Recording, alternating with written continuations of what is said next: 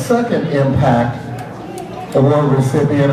Look at him, he's running up. I didn't even have to call.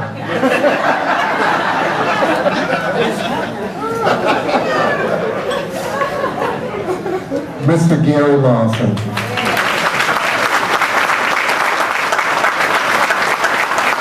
Mr. Lawson. Marking the 20th anniversary of the first observance of the Reverend Dr. Martin Luther King Jr. holiday, approved by the Des Moines Public School Board on March 13, 1993, and officially commencing with the 93-94 school calendar year, and in appreciation for and recognition of your outstanding advocacy and leadership to that end. Conferred by Christopher Johnson, General Chairman of the Iowa Juneteenth Observance, and presented by Thomas A. Hart, Superintendent of Des Moines Public Schools. Congratulations, Mr. Lawson.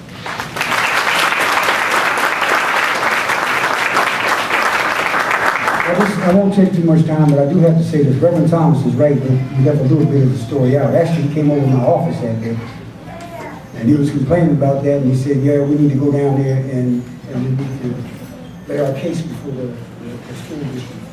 And that was good, and that was good. We didn't know how it was going to turn out, and Dr. Gary Wojcicki was the superintendent at that particular time, and we sit across the table from Dr. Gary Wojcicki, who conducted negotiations, believe it or not. And the school district had a lot of money at stake because they were thinking about taking the teachers off, the kids. They were thinking about how that was going to be impactful, and they were thinking about how much money that was going to cost. And so we negotiated. We said, okay, let the kids off. And I remember one statement that stuck in my head. Well, if the kids are off, and you got to understand, sitting across the table, and I have to tell it like it is, sitting across the table was Dr. Gary Wojcicki, Jackie Easley, I believe, correct me if I'm wrong, Jackie Easley and Mary Lynn Jones, and they were not really convinced that we ought to be doing this. And on the other side of the table, Reverend Thomas and me, I guess we were running our mouths the most.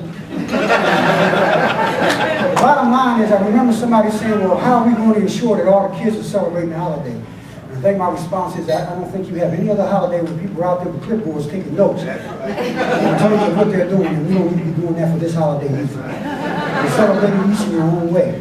And as a matter of fact, that happened 20 years ago. And the whole instance of bringing this to some closure is, the thing that I learned from that is, that was part of our history here in Des Moines. That was part of our history, but nobody could remember.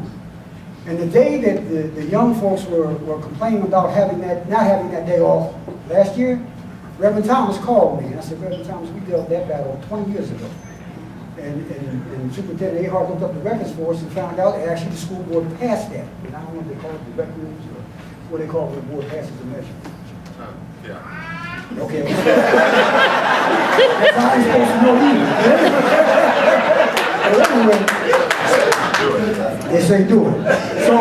So the district did that, and that's a lesson. If you don't remember your history, and I want you to remember this is all about Juneteenth. Because Juneteenth, our mission in Juneteenth is to educate people about Juneteenth history and preserve that history for future generations, like these young folks over here did in the essay contest. All right? We'll talk about that a little later. But the fact of the matter, what I learned from that is, if you don't know your history, you can lose it. That's right.